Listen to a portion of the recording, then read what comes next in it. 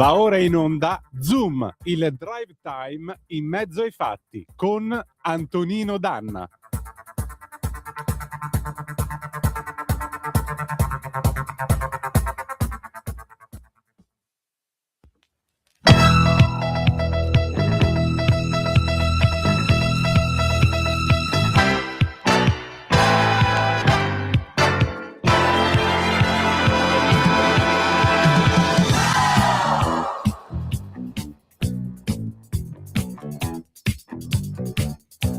Listen here, I want to ask you something.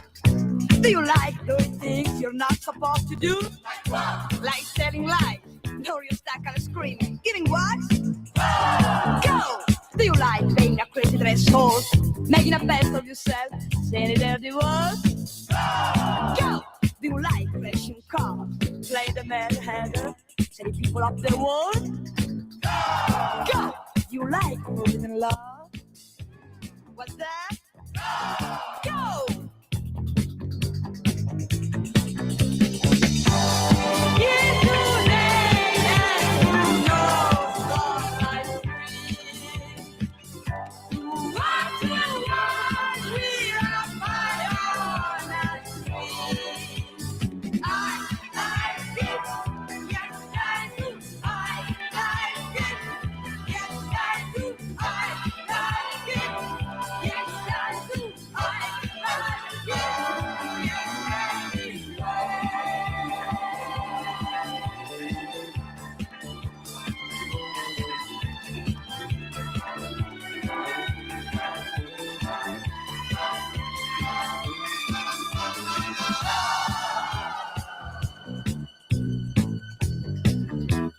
you know, friends, it's all very naughty, but so very nice. Life, go. Free, go. Wax, go. Courses, go. Rags, go. Love, go.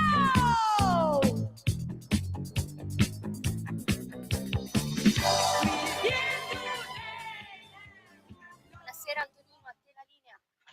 Buonasera a te Natalia, di nuovo amiche e amici miei, ma non dell'avventura, buonasera. Natalia, io però nelle orecchie sento una chiamata in corso di Teams, non capisco perché. Possiamo fare una bella cosa, facciamo che mettiamo un altro pezzo e mi richiami per favore? Va bene. Grazie.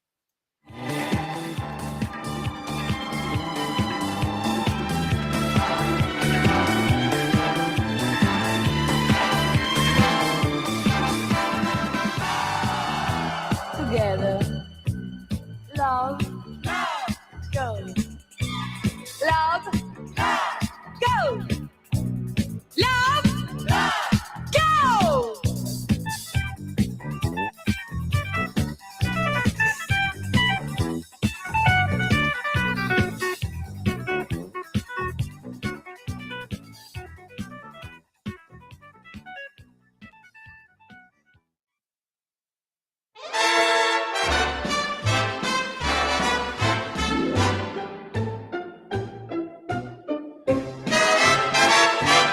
Oh, there's no place like home for the holiday. 'Cause no matter how far away you roam, when you pine for the sunshine of a friendly gaze, for the holidays you can't beat home, sweet home. I met a man who lives in Tennessee, and he was heading for Pennsylvania and some homemade pumpkin pie. From Pennsylvania, folks are traveling down to Dixie's sunny shore. From Atlantic to Pacific, Gee, the traffic is terrific. Oh, there's no place like home for the holidays.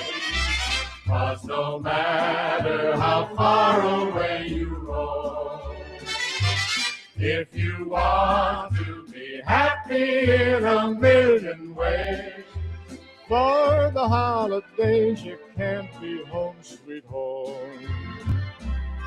Oh, there's no place like home for the holidays.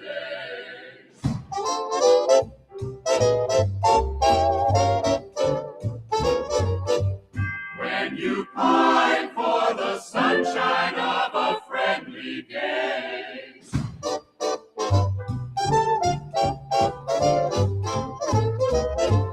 I met a man who lives in Tennessee, and he was heading for Pennsylvania and some homemade pumpkin pie. From Pennsylvania, folks are traveling down to Dixie's sunny shore. From Atlantic to Pacific, Gee, the traffic is terrific. oh, there's no place like home for the holidays. 'Cause no matter how far away you If you want to be happy in a million ways. Di nuovo a te la linea, Antonino.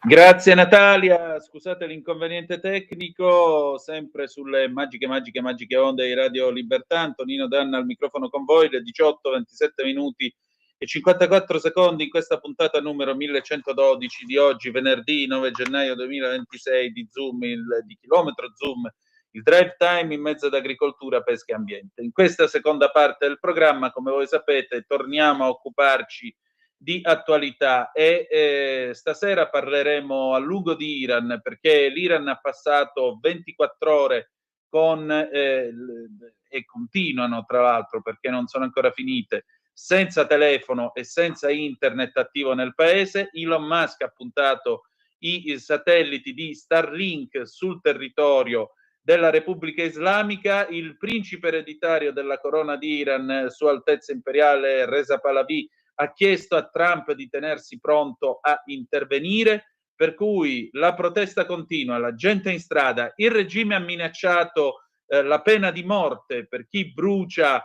edifici pubblici, ed è già successo in questi giorni, anche ieri notte, e la pena di morte per chi scende in strada a protestare. Quindi la situazione si sta facendo incandescente, soprattutto il principe Pahlavi ha chiesto a Trump di non permettere che, con il silenzio imposto attraverso la chiusura di telefoni e la censura di telefoni e internet, non permettere un bagno di sangue davanti agli occhi del mondo. Trump, lo sapete, aveva promesso nei giorni scorsi che se le autorità iraniane avessero sparato e ucciso alcuni manifestanti, lui sarebbe intervenuto. Questo, tra l'altro, è avvenuto ieri notte. Anzi, quest'oggi la polizia ha sparato sui manifestanti nell'Iran meridionale.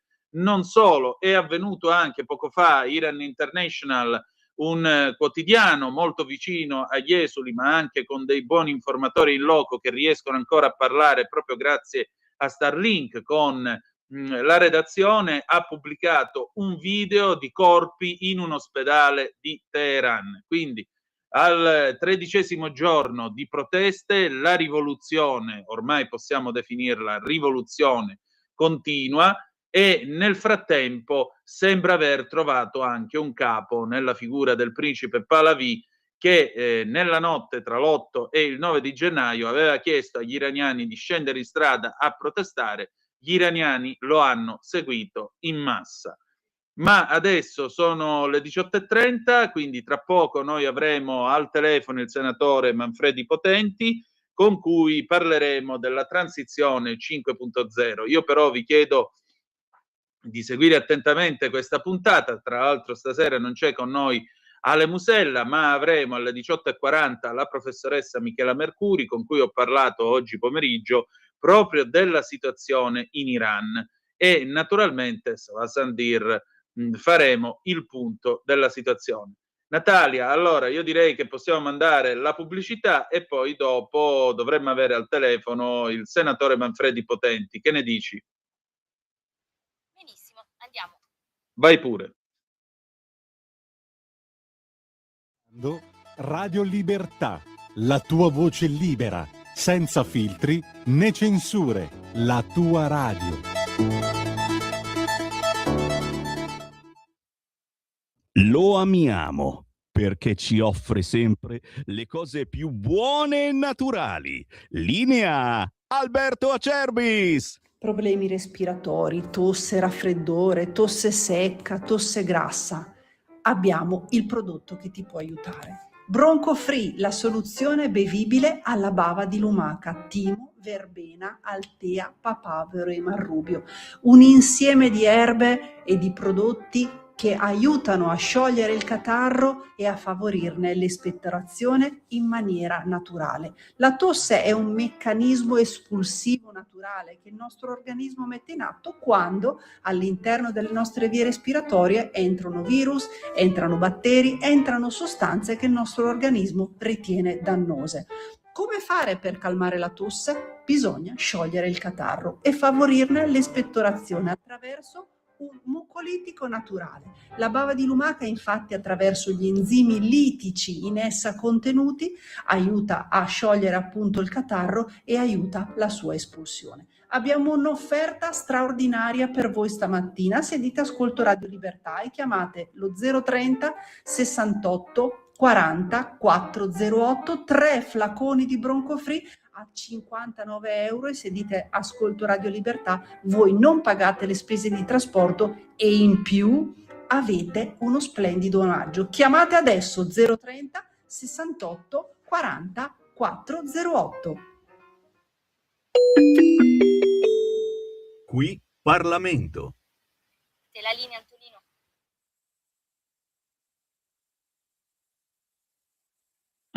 Grazie Natalia, come sempre. Abbiamo al telefono il senatore Manfredi Potenti. Buonasera senatore. Buonasera a voi e a tutti gli ascoltatori.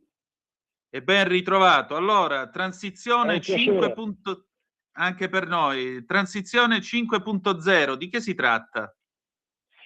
Allora, abbiamo portato a termine un percorso di conversione di un importante decreto che appunto prende il nome dal piano transizione 5.0, ma soprattutto per quanto attiene alla produzione di energia da fonti rinnovabili.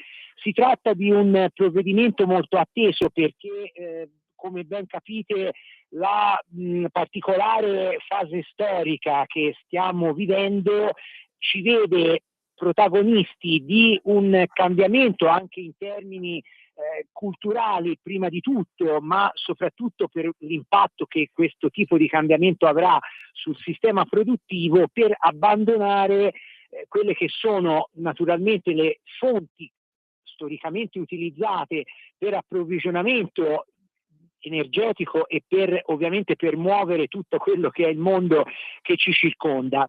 In questo specifico provvedimento abbiamo preso appunto in esame quelle che sono delle necessità anche del sistema produttivo di veder in qualche modo garantita la possibilità di ammodernamento industriale, infrastrutturale e appunto tutto ciò che fa parte del cosiddetto piano transizione 5.0 vuole in qualche modo promuovere l'accesso al credito d'imposta da parte delle aziende per facilitare e agevolare l'ammodernamento e soprattutto l'efficientamento del nostro sistema produttivo che naturalmente deve fare i conti con una concorrenza particolarmente sleale e avvantaggiata di altri, chiamiamoli blocchi come quello asiatico,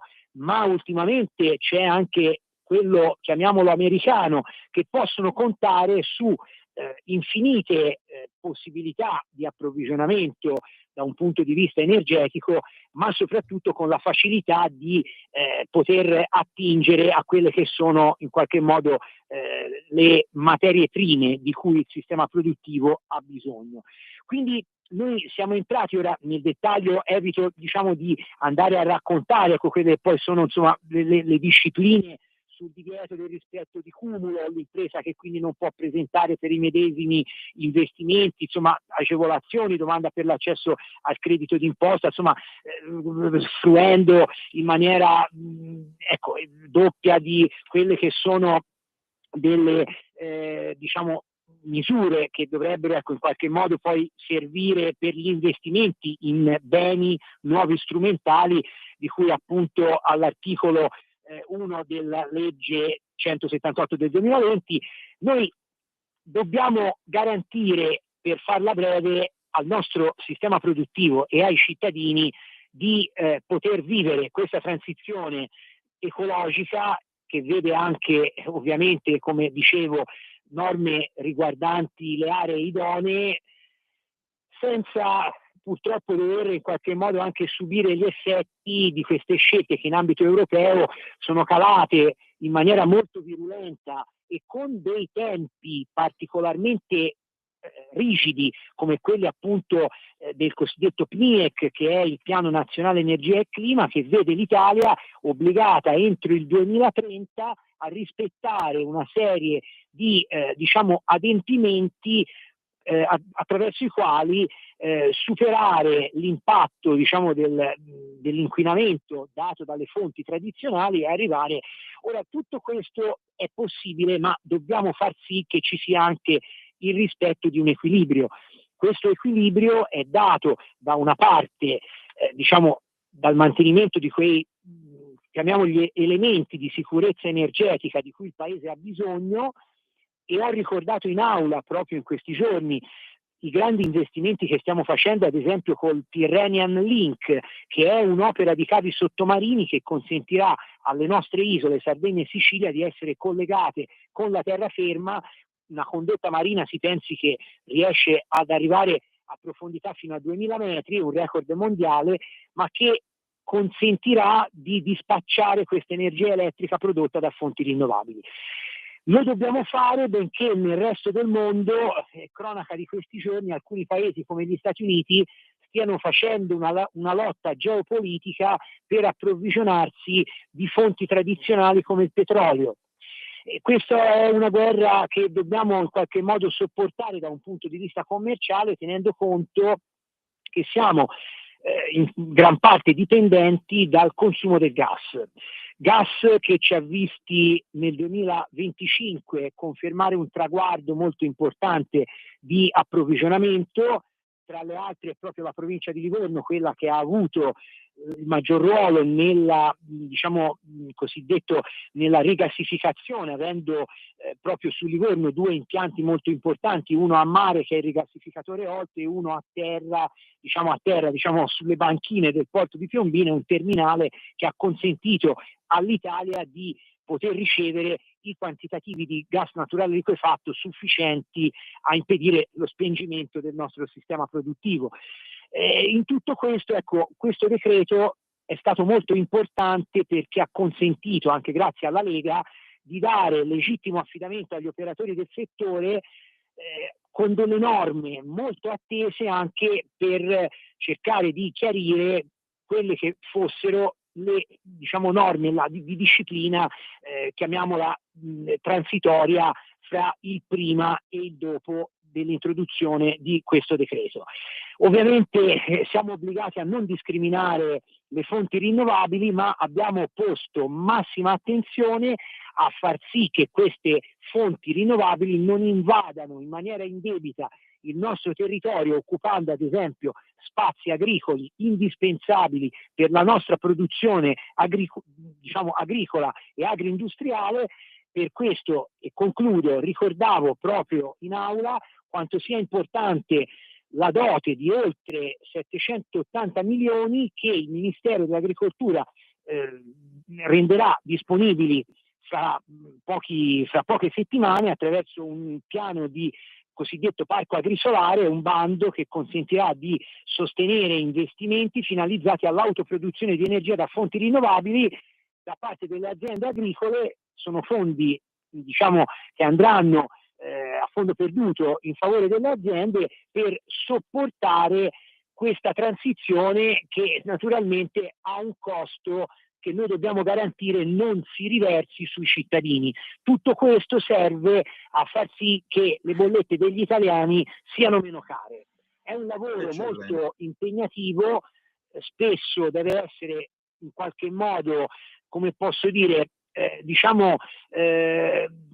equilibrato tra esigenze di natura opposta. Ad esempio nella mia Toscana, nella zona di Sovicille, molti cittadini stanno protestando per la realizzazione di queste grandissime impiantistiche agrisolari. Dobbiamo aspettare anche l'arrivo di nuove fonti di produzione di energia come il nucleare, che a quel punto riusciranno a creare quel mix energetico di cui l'Italia ha bisogno. È un lavoro duro, ma noi ci stiamo impegnando per questo. Molto bene, allora io la ringrazio senatore e al piacere di risentirci presto. Grazie davvero a voi e grazie a tutti gli ascoltatori. Sigla e torniamo subito. Qui Parlamento. Allora, alle 18:42 minuti e 21 secondi noi riprendiamo la linea perché io adesso vi porto a Teheran. Iran Insight riferisce una testimonianza da parte di un testimone oculare, riferisce che le proteste continuano anche stasera. A Teheran sono le 21:12 in questo momento. Il principe Reza Pahlavi aveva chiesto agli iraniani di scendere in strada alle 20, cioè un'ora e mezza fa circa, per protestare. Bene, la popolazione è in piazza, canta morte al dittatore. Il dittatore sarebbe Ali Khamenei, che quest'oggi con un discorso alla televisione ha avuto addirittura l'incredibile e assurda ironia di dire che sarà Trump quello che verrà rovesciato. Sì, sì, credici. E in particolare questo signore ha avuto il coraggio di dire che quelli che sono per strada non sono altro che dei soggetti sobillati da Israele e dagli Stati Uniti d'America. Quando uno non si rende conto della realtà, o meglio se ne rende conto anche troppo bene. Cosa sta succedendo? Sta succedendo che la gente va a dare fuoco alle auto della polizia, va a dare fuoco ai mezzi delle guardie della rivoluzione, cioè i pasdaran, si spara per le strade, sono i pasdaran che sparano. Ci sono delle strade che sono state bloccate, quindi già ci sono le barricate a Teheran e la gente suona continuamente il clacson delle automobili. Qual è quello che viene riferito da questo testimone? Internet è completamente down, non funziona. I terminali per pagare col POS non funzionano. Non si può telefonare e non è possibile mandare dei messaggi telefonici. Tra l'altro la BBC, che sta facendo ovviamente una diretta delle proteste mentre tutto questo accade, la BBC informa che praticamente ha parlato il collega Parizad Nobakht, che è il conduttore dell'edizione in lingua persiana del canale della BBC apposito dedicato all'Iran. Bene, il collega Nobakht dice che anche lui conferma che internet non funziona, non funzionano i cellulari, anche le linee fisse a quanto pare sono mute ed è estremamente difficile verificare quello che sta succedendo in queste ore. Quello che filtra è solo la retorica del regime, arrivano alcuni filmati grazie appunto al fatto che qualcuno riesce a prendere il segnale di Starlink, anche perché molti terminali Starlink sono stati introdotti di contrabbando a giugno durante la guerra dei 12 giorni, però ci sono dei problemi tecnici. I problemi tecnici sono molto semplicemente che molti giornalisti all'estero che lavorano all'estero, giornalisti di origine iraniana, hanno famiglie che sono ancora in patria e quindi i parenti sono stati tutti accuratamente interrogati almeno una volta dalla polizia e molti sono stati anche arrestati, per cui la gente sta molto attenta e ha molto paura naturalmente di esporsi attraverso i mezzi telematici. Quello che invece non accade nella vita reale, visto e considerato che nei bazar per le strade di Teheran, ma anche delle città in cui la rivolta è in corso, la gente parla liberamente a voce alta contro Khamenei e contro il regime, una cosa che non succedeva dal 1979. Ma adesso io vi porto a ritrovare la professoressa Michela Mercuri, con cui abbiamo fatto il punto della situazione questo pomeriggio, dopodiché riprenderemo la linea e l'ultima parte del programma, quindi dalle 19:05 in poi, sarà una diretta, una radiocronaca continua, tutto l'Iran minuto per minuto. Vi racconteremo che cosa sta succedendo. Daremo voce ovviamente a tutti voi, il telefono sarà per 294 7222, se volete scriverci 340 670 9659. Vai pure Natalia con l'intervista alla professoressa Michela Mercuri. Allora, io ho il piacere di ritrovare stasera una gradita ospite che è la professoressa Michela Mercuri. Lei insegna relazioni internazionali in quel di Padova e la professoressa Mercuri è un'esperta dell'area mediterranea. Tuttavia, quest'oggi ci allarghiamo un pochino e ci spostiamo un po' più là, perché naturalmente mentre io vi sto parlando, stamattina Khamenei è andato in televisione e ha detto che sarà Trump a essere rovesciato. Evidentemente in tarda età si ritrova il senso dell'umorismo, ma si perde quello delle proporzioni. Dopodiché c'è anche il fatto che da giovedì notte in realtà la rivolta un capo ce l'ha, ed è il principe Reza Pahlavi, perché a sua precisa richiesta al popolo iraniano, giovedì notte gli iraniani sono scesi in strada a protestare. Stamattina l'Iran è ancora sotto blackout totale della rete telefonica e della rete internet. Le poche notizie arrivano grazie a Starlink. Chi ha Starlink e riesce a comunicare grazie al sistema di Elon Musk. Per cui la domanda, professoressa, ma che sta succedendo in questo benedetto Iran?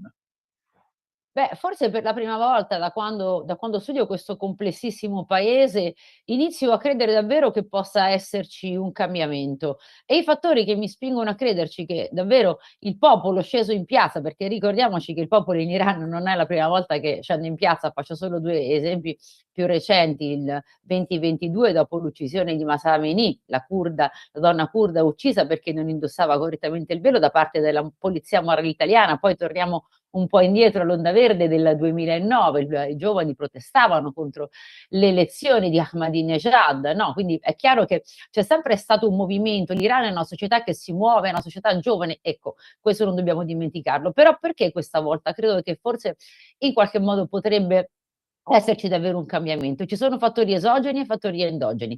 Il primo li elenco molto velocemente, poi se vuole li approfondiremo, no? Beh, sicuramente l'indebolimento dell'Iran dovuto al conseguente anche, no, indebolimento di tutti quegli attori che facevano parte della cosiddetta asse della resistenza guidata dall'Iran. Quindi lo chiameremo, se vogliamo, il fattore Israele, no? Israele comunque nel corso di questi 2 o 3 anni è riuscito comunque a depotenziare Hamas, Hezbollah e altri attori che facevano parte dell'asse della resistenza. Voglio anche ricordare che in questo momento Israele sta cercando, un po' a fatica, ma di dialogare con il nuovo, chiamiamo un presidente siriano, Assarara, appunto, per cercare un accordo, quindi per in qualche modo indebolire tutti quelli che erano gli attori dell'asse della resistenza. E questo è un primo punto importante, un Iran sempre più isolato da questo punto di vista, un Iran che continua a vedere comunque, soprattutto in questo momento di profonda debolezza,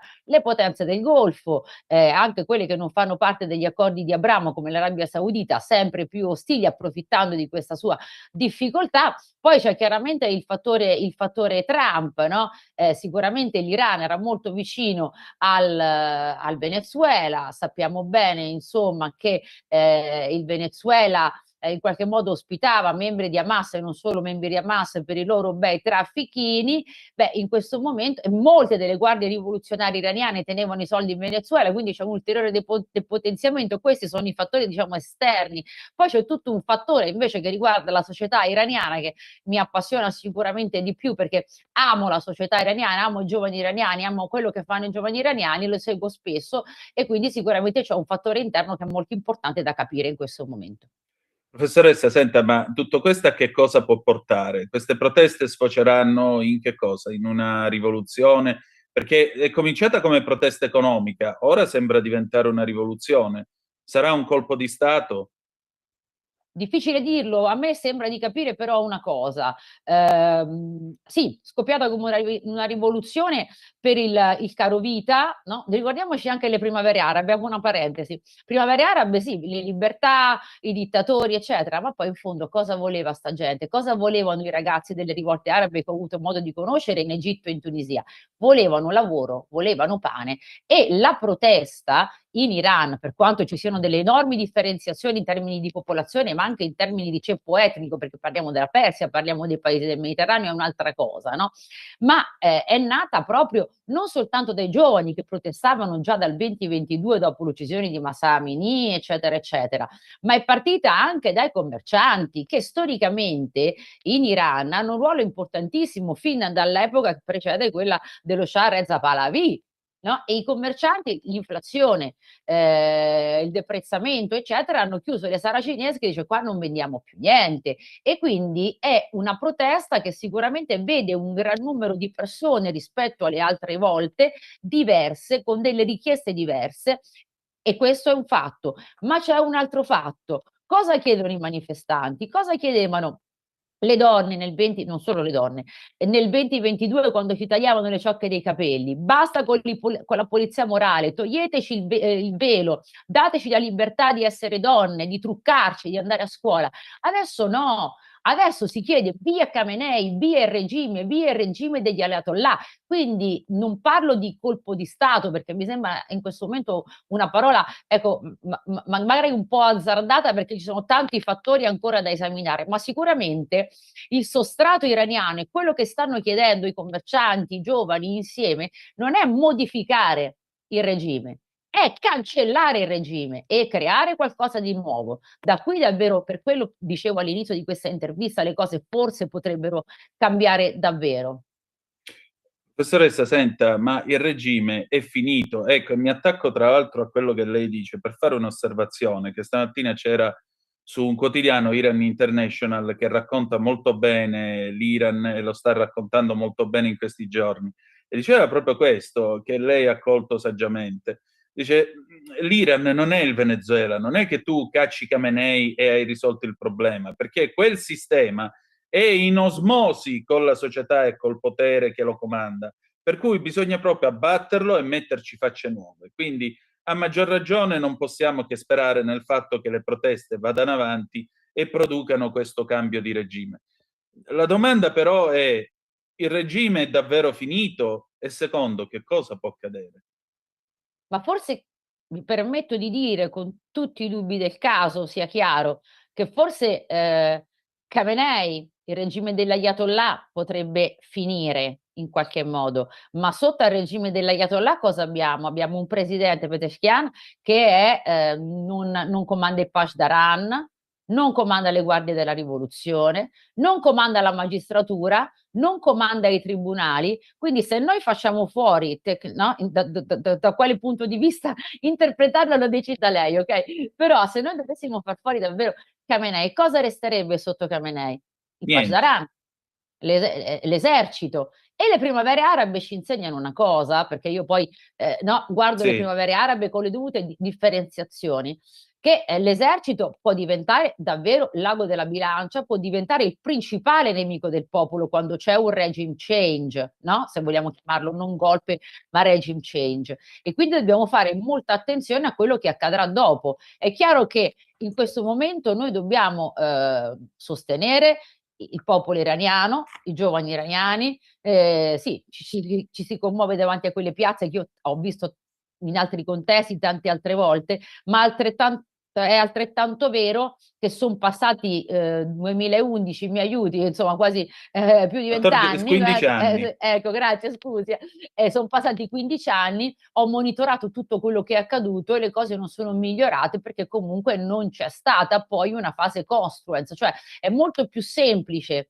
Anche se in questo caso è difficile, viste le violenze del regime della Repubblica iraniana, degli Ayatollah, insomma, comunque realizzare una fase destruence, ma era difficile anche quando c'era Mubarak, era difficile anche quando c'era Ben Ali al potere nel 2011, ma realizzare una fase costruence con un esercito ancora importante, con i Pashdaran ancora importanti che non rispondono al presidente che è comunque un riformista moderato, ecco, sicuramente sarà difficile. Qui sarà importante anche, senza ingerenze, mi raccomando, perché non confondiamo l'ingerenza con il supporto, anche il supporto della comunità internazionale, ma qui è un passo successivo, chiaramente. Io per adesso guardo con un certo ottimismo alla possibilità, insomma, che il 45ennale, 79, con i numeri 47. non sono bravissima, lei è veramente molto, più bravo di me, il 47ennale regime degli Ayatollah in piedi dal 79, dalla rivolta comunista, ecco, sia ormai obsoleto, sia ormai finito. Ci si avvicina verso un nuovo Iran,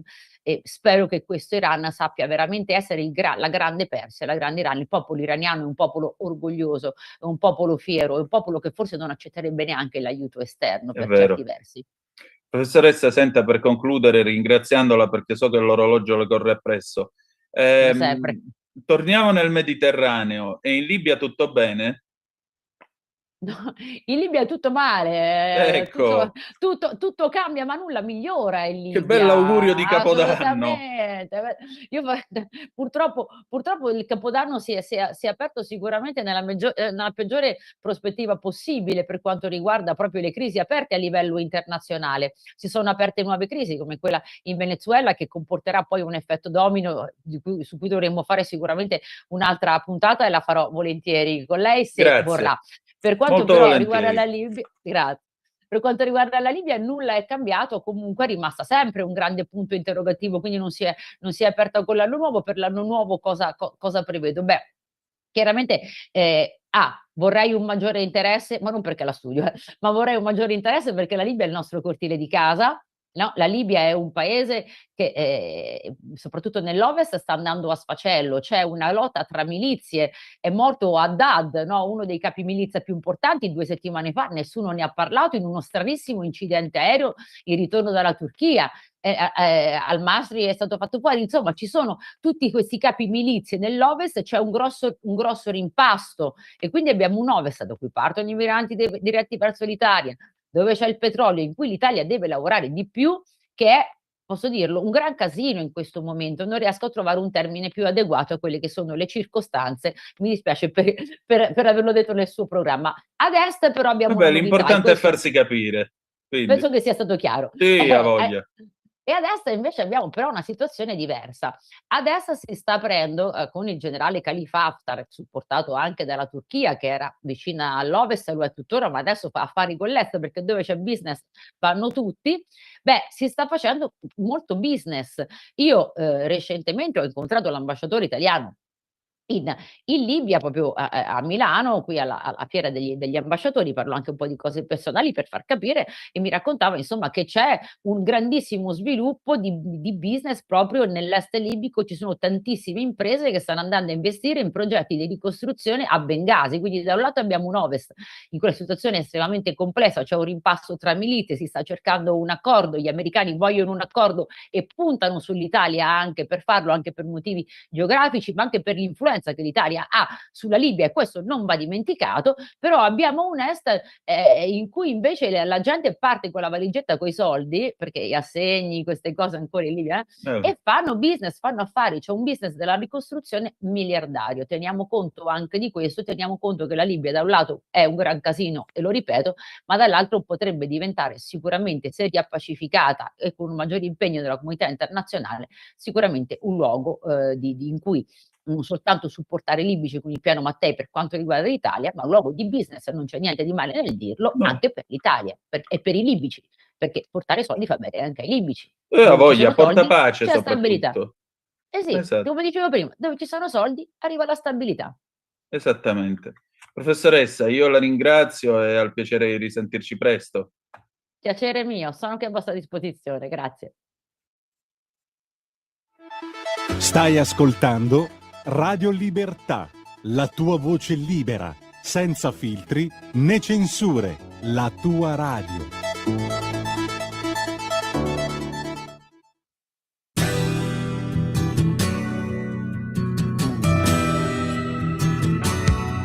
Anche per te, amico mio, l'essere triste anche per te, ragazzo solo, dalla faccia straniera.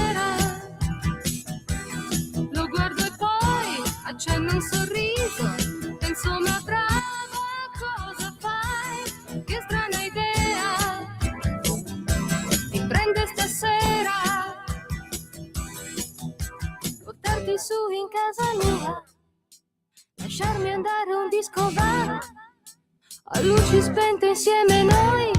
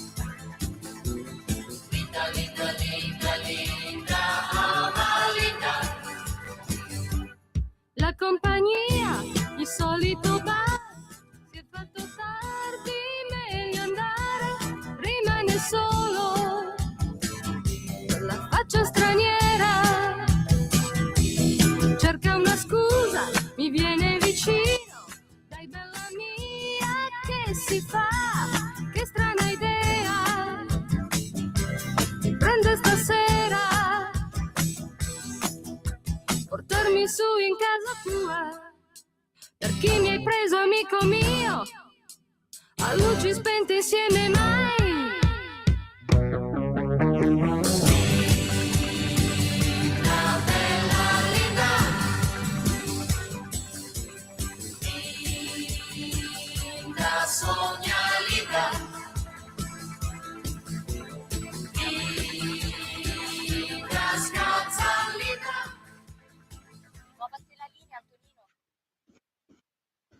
Grazie Natalia, alle 19:03 il governo iraniano ufficialmente comunica che è stata chiusa la rete internet, è stata fermata completamente tutta la rete di comunicazione del paese. Eccolo qua, vedete la BBC che lo batte alle 18:58 ora italiana.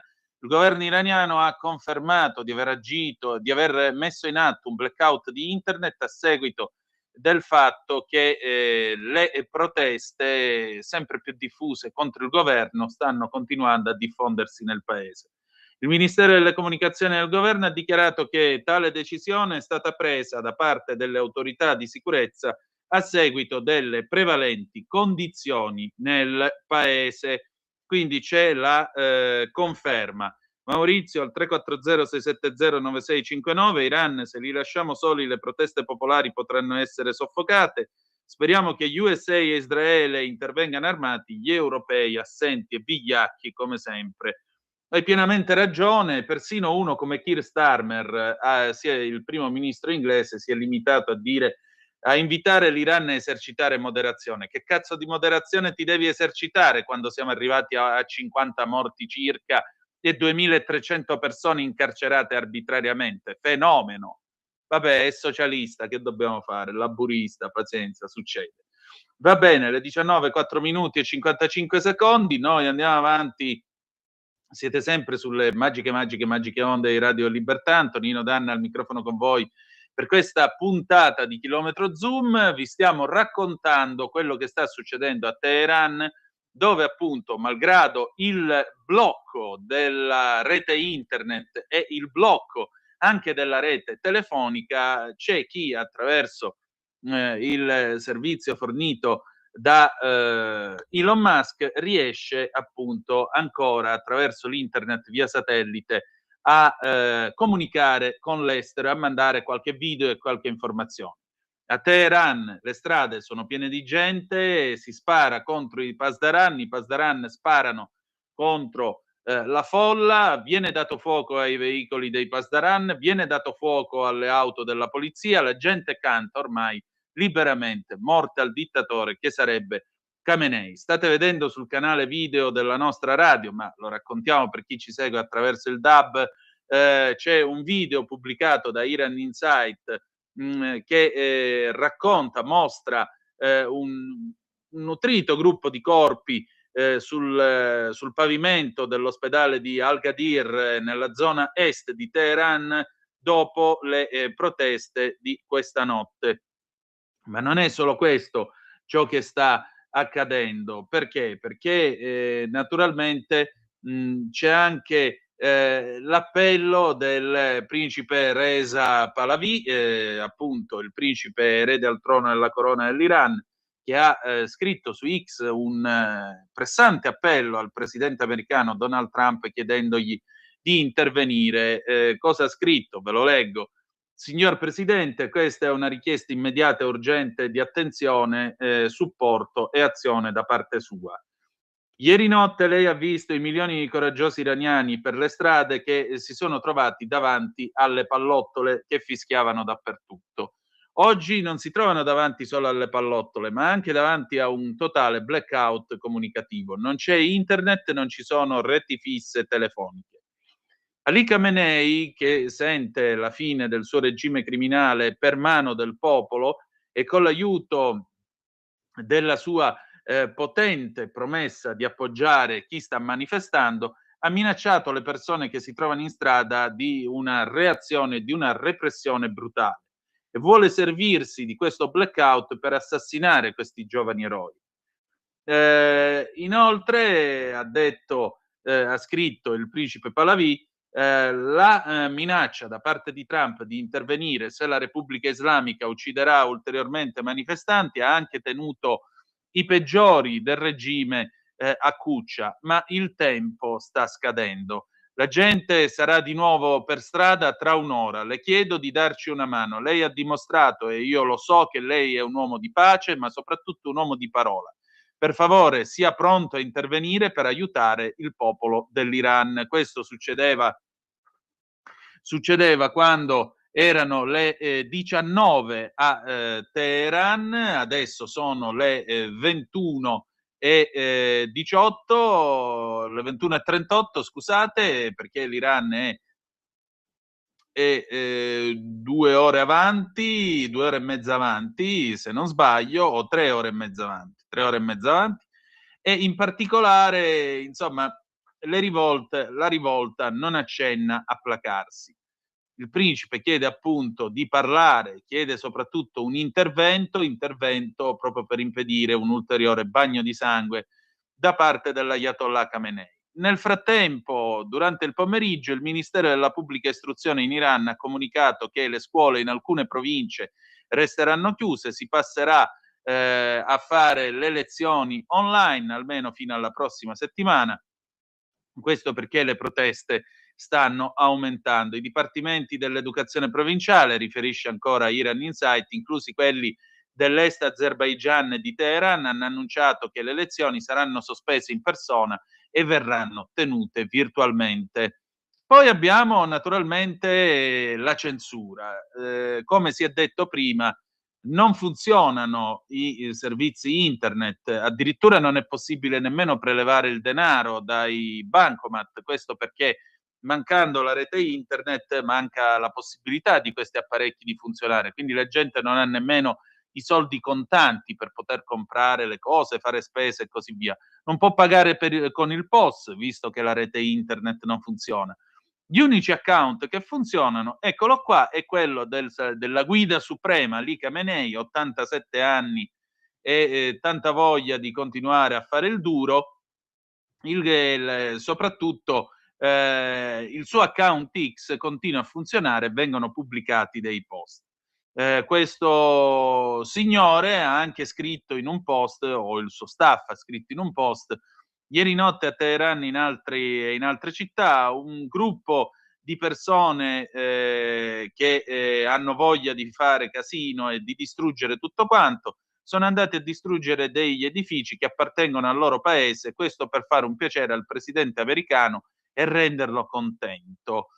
Ancora il procuratore della Repubblica di Teheran, Ali Saleh, ha dichiarato che le autorità non avranno alcuna clemenza nei confronti di quelli che lui descrive come dediti ad appiccare incendi, a distruggere la proprietà pubblica e a scontri armati con le forze di sicurezza. Ha detto che quelli che compiranno questi atti saranno accusati di moharebe, che vuol dire fare guerra contro lo Stato, un delitto che secondo la legge iraniana è punito con la pena di morte. La nostra risposta sarà deterrente e la regola è prevista dal codice penale alla voce moharebe, ha detto Salehi. Andiamo a vedere questo nuovo aggiornamento di Iran Insight.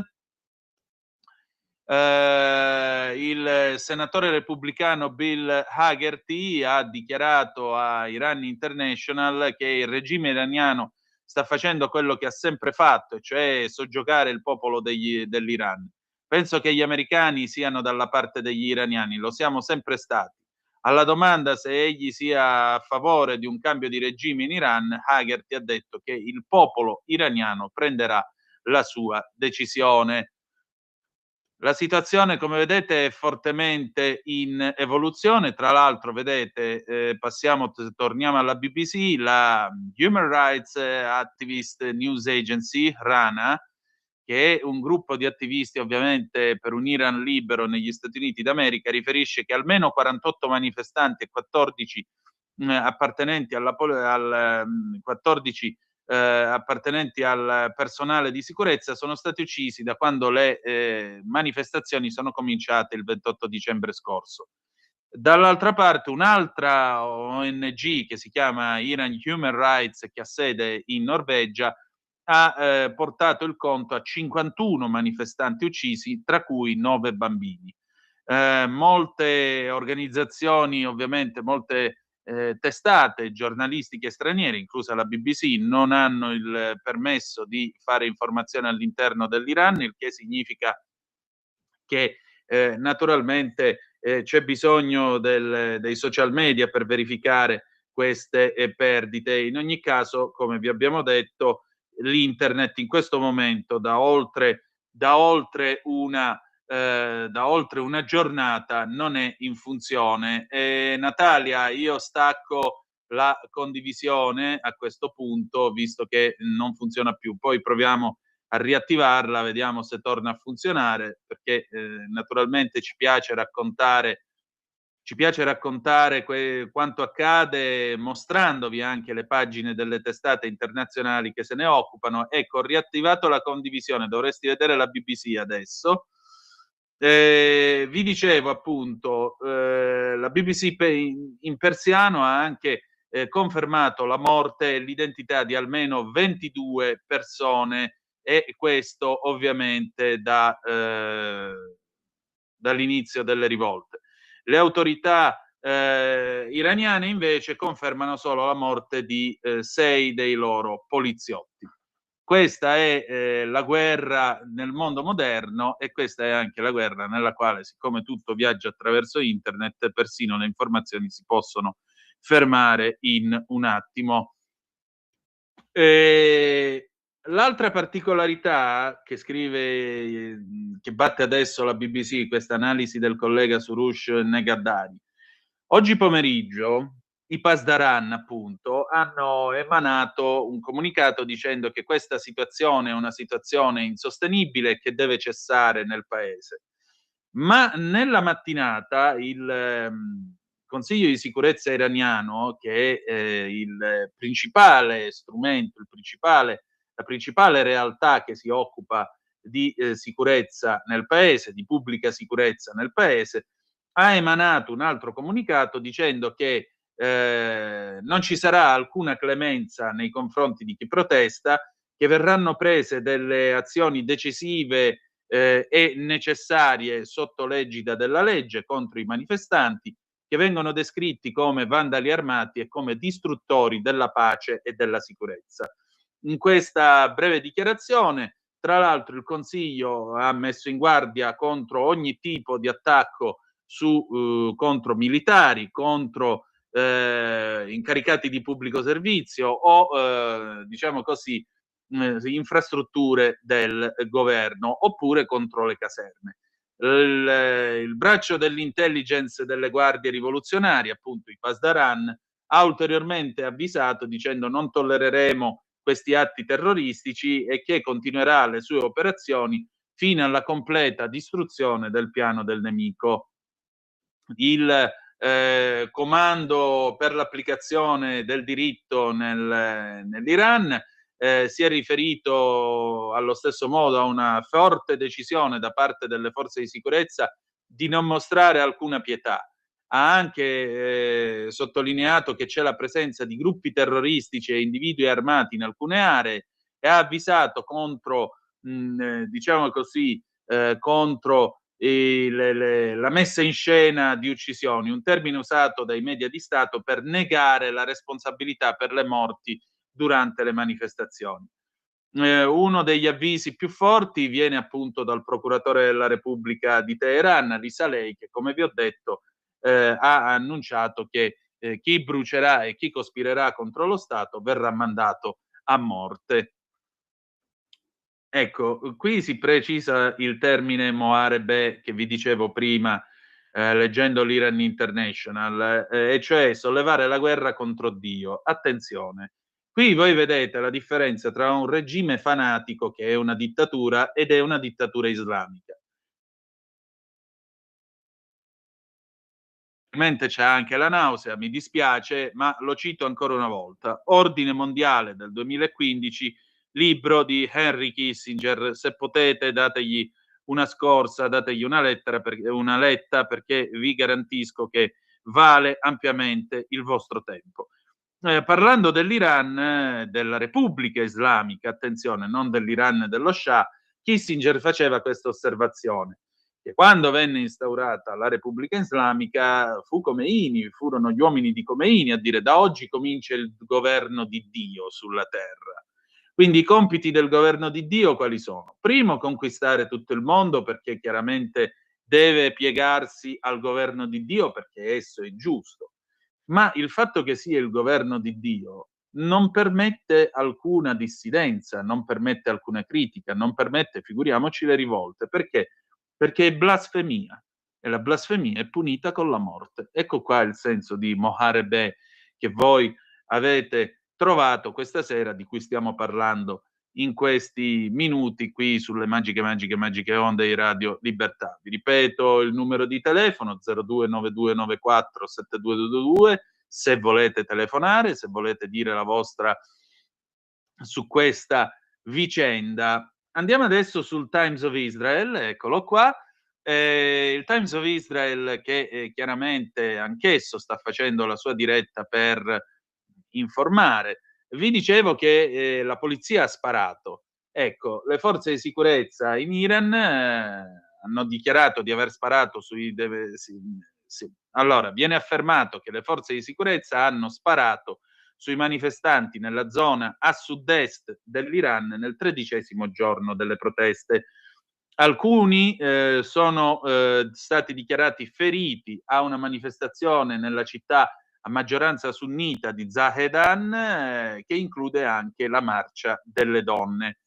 E andiamo a vedere allora che cosa dice il Times of Israel. Intanto 36 minuti fa è emersa questa notizia, e cioè che la CIA, le agenzie di intelligence americano, stanno ovviamente seguendo con molta attenzione la situazione della rivolta, soprattutto mentre prima non erano inclini a ritenere che queste manifestazioni ponessero dei problemi al regime. Ecco, ora risulta che un funzionario dei servizi segreti americani avrebbe detto ad Axios, che è un sito molto ben informato sulle segrete stanze di Washington: le proteste sono molto serie e noi continueremo a monitorarle, anche perché allora a quel punto il presidente Trump potrebbe prendere la decisione di intervenire pesantemente.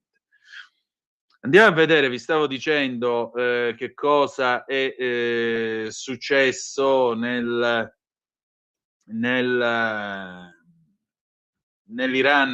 sudorientale. Vado a recuperare la notizia di Zahed, dove c'è stata dove si è sparato contro la folla, contro chi manifestava. Ecco, prima di arrivare a questo vi voglio sottolineare questa cosa. Complimenti al sindaco di New York, Mamdani, che si dimostra lo zero politico che è, eccolo qua, perché ieri ci sono state le solite proteste pro-Pal a New York, ma soprattutto si diceva apertamente: noi siamo dalla parte di Hamas. Pensate, questi manifestanti cantavano: noi appoggiamo Hamas, e Hamas è un'organizzazione terroristica che vuole il genocidio degli ebrei. Non importa quale sia il vostro orientamento politico, ha scritto la governatrice dello Stato di New York, Kathy Hochul.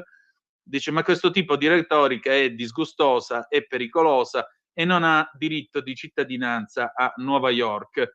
Sapete che cosa ha fatto il sindaco di New York, Zoran Mamdani, davanti a questi che cantavano noi stiamo con Hamas? Indovinate un po'? Niente. Il sindaco di New York City, scrive il Times of Israel, Zoran Mamdani non ha espresso alcun commento in pubblico.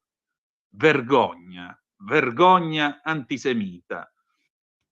Andiamo avanti, vi stavo dicendo, c'è stata questa sparatoria stamattina, vediamo di trovarla, se no ve la racconto io perché tanto l'avevo già letta sul sull'Iran International, praticamente c'era questa manifestazione appunto a Zahedan, che è zona sunnita, l'Iran è in maggioranza sciita, e la polizia non si è fatta problemi nello sparare addosso alla gente che pacificamente stava manifestando e stava cercando, o meglio, pacificamente, si stava rivoltando contro un orribile regime che vedrete verrà difeso dai soliti noti anche in questo paese. Non abbiate paura che succederà. La particolarità è che il leader religioso della città, appunto di Zahedan, che è il leader dei sunniti, ha pubblicamente dichiarato, e la dichiarazione è stata poi ripresa dall'Iran International, ha pubblicamente dichiarato che il popolo si è alzato in tutta la sua nobiltà d'animo e sta combattendo proprio perché non è più possibile comprare del cibo, non è più possibile vivere in Iran, addirittura c'è gente che, se gli va bene, riesce a mangiare una volta al giorno, e ha accusato, attenzione, ha accusato le autorità iraniane di derubare il paese delle sue risorse. E quindi qui, come vedete, il discorso si complica, perché è una dichiarazione che arriva comunque da un'autorità religiosa, ancorché non appartenente al regime teocratico che dal 1979 strozza come si dice, l'Iran, però è comunque una dichiarazione di un leader religioso in un paese nel quale la religione è anche diritto, come vedete, nel governo di Dio, per usare le parole di Khomeini citate da Kissinger. Nel pomeriggio, tra l'altro, c'è stato questo momento in cabaret del ministro degli esteri Abbas Aranchi, che è andato in visita in Libano mentre questo succedeva. La voce che è girata era che si era portato la famiglia appresso, perché sostanzialmente, dice lui, starà a tempo indefinito in Libano in attesa che caschi il regime. Lui ha detto no, io non, la mia famiglia è a Teheran, per cui io non è un problema, non scappo, non succede niente di tutto questo. Però lui ha dichiarato che le manifestazioni sono sobillate da Stati Uniti e Israele, e poi ha deriso un post dell'ex segretario di Stato americano Mike Pompeo, e gli ha scritto, dice: buon anno a ogni iraniano per le strade e anche a ogni agente del Mossad che cammina dietro di lui. Eccolo qua, questo è il leader di Zahedan, Molavi Abdolhamid, che oggi pomeriggio ha dichiarato appunto che molti iraniani combattono per riuscire a mangiare, e ha appoggiato le proteste che ormai sono a macchia di leopardo, ma che si stanno allargando a macchia d'olio su tutto il paese. Tra l'altro Abdolhamid ha ricordato anche questo, che nel passato la gente ha protestato più volte e molti hanno dato anche le loro vite, e ha detto: siamo arrivati a un punto nel quale si potrebbero creare dei cimiteri a causa della fame. Ieri, tra l'altro, ha sottolineato che gente di ogni credo si è aggiunta alle proteste. Dice: ieri notte tutti hanno visto che iraniani di ogni strato sociale e credo sono scesi in piazza, aggiungendo anche che la gente sta protestando per la propria dignità e per il proprio onore.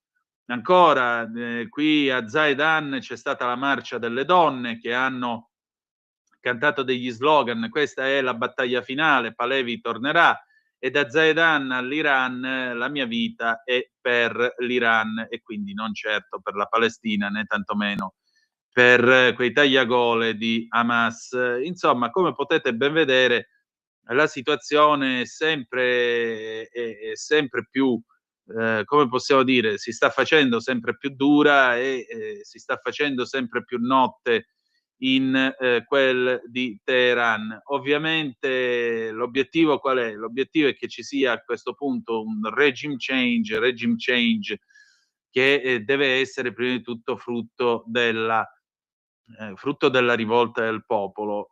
Per finire, non si può volare verso l'Iran da parte da alcuni paesi del Golfo, oltre che dalla Turchia. Pensate che stamattina Turkish Airlines ha cancellato 5 voli da Istanbul a Teheran, che dovevano svolgersi quest'oggi, e altri 5 voli operati da vettori iraniani sono stati altresì cancellati, mentre 7 sono rimasti operativi. Le autorità turche non commentano la situazione dell'Iran, però anche questo è un segnale, perché poco prima si era appreso che Fly Dubai, che è la compagnia di Stato degli Emirati Arabi Uniti, o comunque di proprietà del governo degli Emirati Arabi Uniti, Fly Dubai ha sospeso i voli fino a nuovo ordine, perché vogliono vedere a che punto arriverà la situazione in Iran, e di conseguenza per il momento non ci saranno voli dagli Emirati Arabi Uniti verso come si dice, verso Teheran. Qui siamo dunque in questo momento alle 19:28 e 44 secondi. Siamo probabilmente sull'orlo della cancellazione di questo regime. Ovviamente la Casa Bianca per il momento non sta dicendo niente, non sta facendo o meglio, pubblicamente non sta facendo nulla. E nel frattempo c'è un'altra cosuzza che io vi voglio segnalare, perché queste cose vanno di pari passo. Gli americani sapete che stanno sequestrando le petroliere di questa flotta fantasma che veniva utilizzata per aggirare l'embargo sul petrolio venezuelano. Oggi gli americani ne hanno sequestrato un'altra, la Olina, che è la quinta petroliera a essere stata sequestrata dagli Stati Uniti d'America in queste settimane, ed è tra l'altro su svariate liste delle sanzioni di svariati paesi, e il comando meridionale delle forze armate americane ha dichiarato, dice ancora una volta, le nostre forze che agiscono di concerto, le nostre forze armate hanno inviato un messaggio molto chiaro: non c'è un posto sicuro per i criminali. Questa petroliera aveva lasciato le acque venezuelane domenica sera, dopo appunto il prelevamento di Nicolás Maduro ad opera delle forze armate americane il 3 gennaio scorso, e in particolare questa operazione è stata svolta prima dell'alba da dei Marine e dei marinai in coordinamento con il Dipartimento per la Sicurezza Nazionale, e la petroliera è stata sequestrata dopo che era partita dal Venezuela tentando di aggirare le forze americane. La segretaria della Sicurezza Nazionale Kristi Noem ha scritto su X che era un'altra delle petroliere della flotta fantasma che era sospettata di trasportare petrolio embargato. Kristi Noem ha anche condiviso un video che mostra le truppe che salgono su una nave da un elicottero, calandosi da un elicottero, e ha definito l'operazione come efficace e sicura. La Vanguard Tech, che è un'azienda che si occupa di rischio marittimo, ha detto che la petroliera stava cercando di rompere il blocco navale americano dei Caraibi, stava navigando battendo una bandiera falsa registrata a Timor-Leste, secondo l'Organizzazione Marittima Internazionale. Vanguard Tech ha anche aggiunto che il suo location tracker, cioè il suo GPS, il GPS di questa petroliera, era attivo 52 giorni fa a nord-est di Curacao, e che questo sequestro segue una lunga caccia delle petroliere che sono collegate alla spedizione di petrolio venezuelano nella regione. Perché io vi parlo di questo? Vi parlo di questo perché molto spesso petroliere come queste sono state utilizzate per trasportare questo petrolio embargato, indovinate dove? In Iran. Per cui tutto, come vedete, si tiene. Le 19:32 e 24 secondi, noi andiamo In pausa ci sentiamo Viola Valentino come un cavallo pazzo del 1980 e poi torniamo. Radio Libertà. Veniamo da una lunga storia e andiamo incontro al futuro con spirito libero per ascoltare tutti e per dare voce a tutti.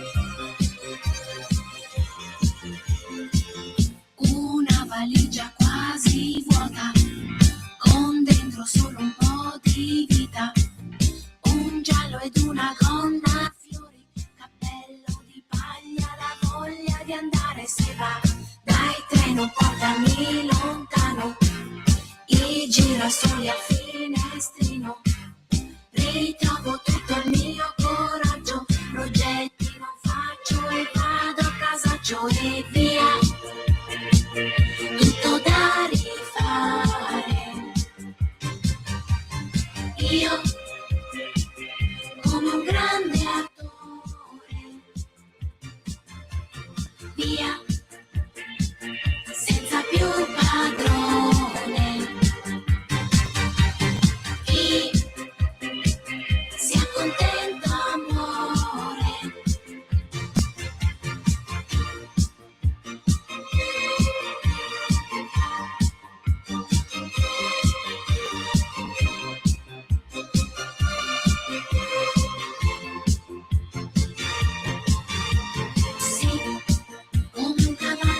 In giro me ne andrò, dentro villaggi, spiagge al fuoco canterò, insieme a gente che la pensa come me. Me ne andrò, fermarmi dove c'è amore, buttare l'orologio a mare, che importa cosa vado incontro, io rischio, mi scontro, mi fischio di chi non ci sta, dai treno ancora più lontano, avanti a tutta senza freno, intorno al mondo sa dei panna, da fare, montare, mangiare, gustare con te, tutto da rifare,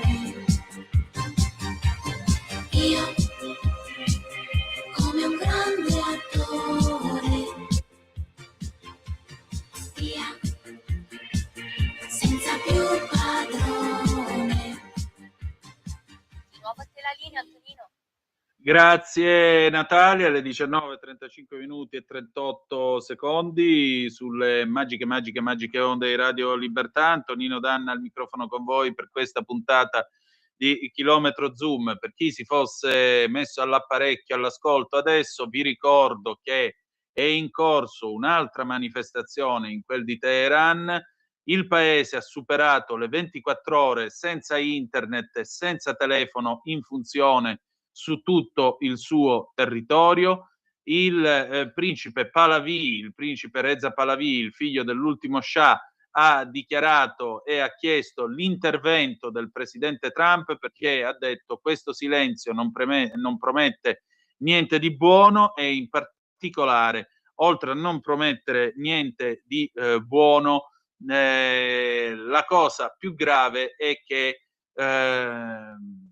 questo silenzio può occultare un pericolosissimo e drammatico bagno di sangue. Si registrano a oggi, questo è il conto da parte delle ONG che si occupano della cosa, si registrano circa 50 morti e 2.200 arrestati da parte delle forze di sicurezza e della polizia nel corso delle proteste che sono cominciate dal 28 di dicembre scorso, per cui questa è la situazione nel momento in cui vi parliamo. L'Ayatollah Ali Khamenei ha detto che la Repubblica Islamica è una conquista che si basa sul sangue di centinaia di migliaia di persone rispettabili e che di conseguenza non si farà piegare da Trump, ha detto che chi è in piazza è semplicemente un balordo che cerca di rovesciare il regime, ma non ci riuscirà, sono sobillati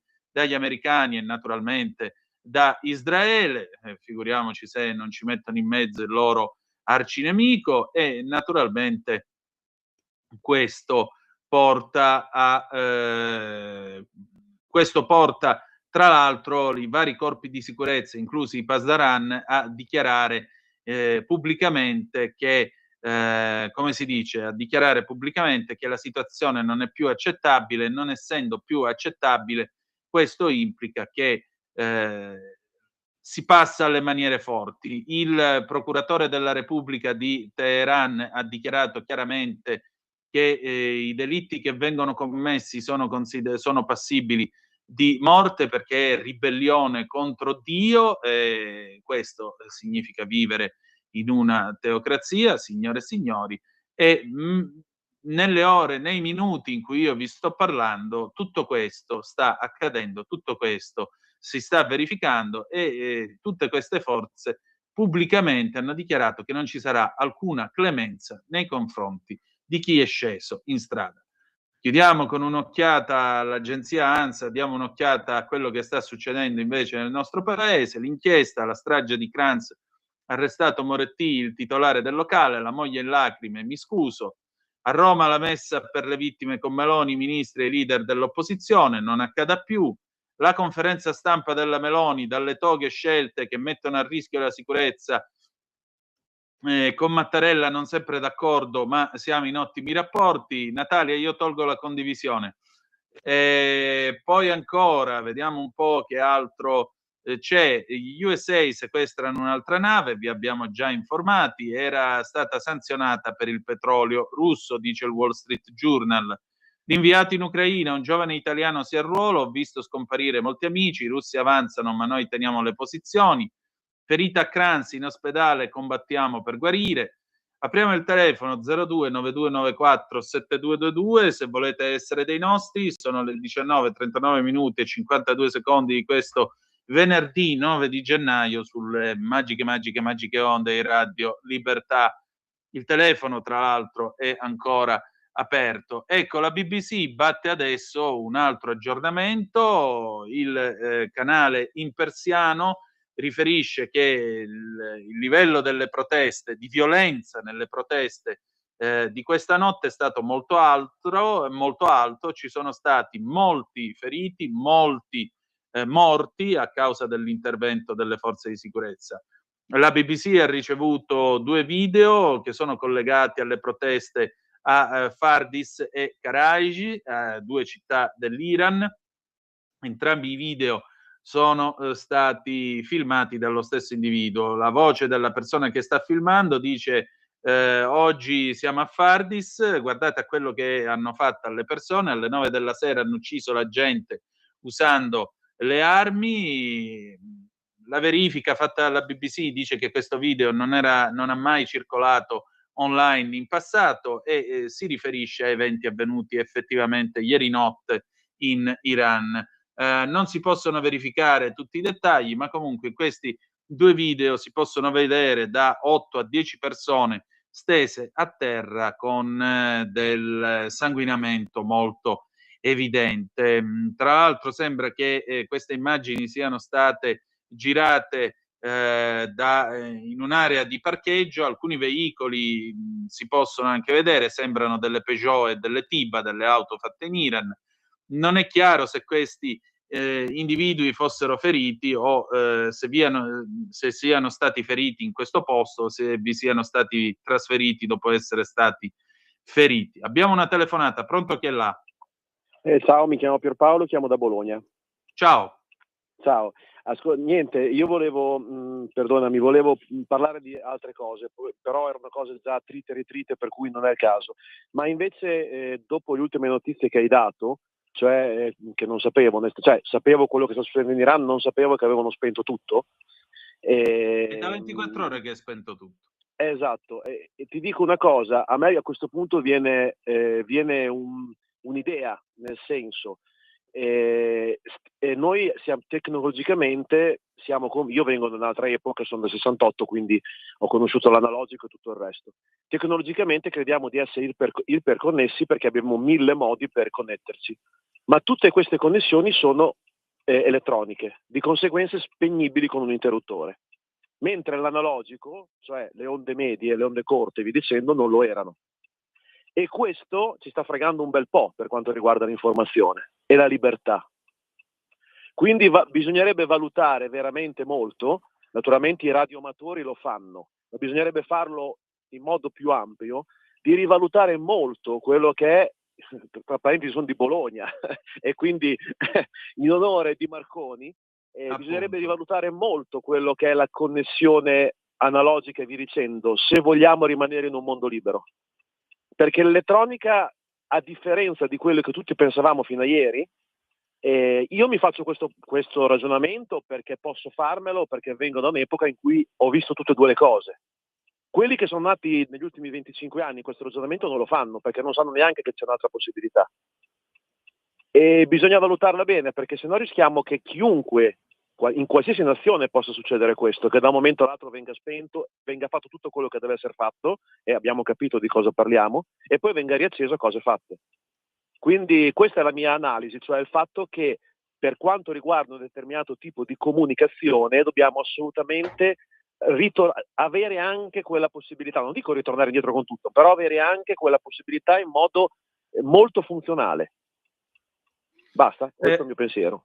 Ma guarda, il discorso è questo molto semplicemente. Ti ascolto per radio. Grazie, non vedo errori nel tuo ragionamento, perché io sono dell'80, la radio onde corte la ascolto ancora, tra queste c'è proprio la voce della Repubblica Islamica d'Iran che trasmette da Isfahan, e stanotte tra l'altro è stato dato fuoco all'edificio della radiotelevisione a Isfahan, quindi come vedete la gente sa dove deve andare a colpire. E in particolare, vedete, le onde corte hanno un pregio, non si possono fermare a differenza dell'internet o a differenza del telefono, perché qui gli è bastato spegnere 2 server e la gente non può comunicare se non con i segnali di fumo. La radio onde corte bastano un paio di pile e piglia comunque, e tu puoi comunicare esattamente come faceva Radio Londra durante la guerra, quando in Italia non si poteva avere un'informazione libera. Per cui queste fonti analogiche non sono superate, sono di vitale importanza per trasmettere in queste situazioni di caos e di conflitto. E in Italia purtroppo è stata fatta la scelta suicida di chiudere prima nel 2007 l'impianto a Prato Smeraldo a onde corte, e poi è stata fatta la scelta dopo il 2020 di chiudere la rete AM che funzionava e si prendeva sui 900 kHz specialmente di notte con la radio in onde medie. Per cui, come vedete, questo è stato un gravissimo errore, proprio perché ci hanno detto che tanto il futuro passa per internet. Sì, ma soprattutto la censura ci passa. Abbiamo gli ultimi 30 secondi, pronto chi è là? Eccomi, Michele Caruso. Michele, io ho 30 secondi, vai dritto al punto. Bonsoir, un saluto da Bless Oblige, su Radio Libertà, la talk radio, con te in Zoom, il gravi temi in mezzo ai fatti. Il punto di Michele Caruso. L'aggressione statunitense al Venezuela segna la fine definitiva dell'Occidente. Se il genocidio di Gaza e la guerra russo-ucraina non fossero bastati, si celebrano in queste ore i funerali del diritto internazionale tout court, a cui è stato mosso un j'accuse, dell'autodeterminazione dei popoli, delle Nazioni Unite, di quel mondo fatto di pace, cooperazione e democrazia che tentò di costruire in Occidente all'indomani della Seconda Guerra Mondiale. Gli Stati Uniti hanno violato la sovranità di uno Stato indipendente, bombardato civili e rapito il presidente eletto, facendo nulla di più e nulla di meno rispetto alla tanto vituperata Russia dello zar Putin, nel silenzio neppure troppo imbarazzato dell'Europa e del cosiddetto mondo libero e democratico. Tanto per cambiare, il governo italiano si è distinto per un formidabile cerchiobottismo da fare invidia ai governi d'Enita. La Presidente del Consiglio Giorgia Meloni, che oggi ha tenuto una conferenza stampa... Ti chiedo scusa Michele, perdonami, non sono assolutamente d'accordo. Dire che ci sia un genocidio a Gaza non è corretto. Dire che l'America abbia bombardato un paese, prelevato il suo presidente qua e là e quindi se ne fotte il diritto internazionale, beh certo non è stata una grande azione, ma era l'unico modo per porre fine al governo di un signore che aveva trasformato un governo in un narcostato e che per questo è stato mandato a prendere da un tribunale di una nazione libera quali sono gli Stati Uniti d'America. Dire che l'America abbia agito come Putin, perdonate, io questa non la posso proprio accettare a quest'ora della sera. Noi chiudiamo, ci salutiamo, anche perché il nostro tempo è scaduto. Roberto Soffici, io ti voglio tanto bene nel 1980, appuntamento a lunedì sulle magiche onde di Radio Libertà. Grazie per essere stati con noi e ricordate che the best is yet to come, il meglio deve ancora venire. Vi ha parlato Antonino Danna, buonasera.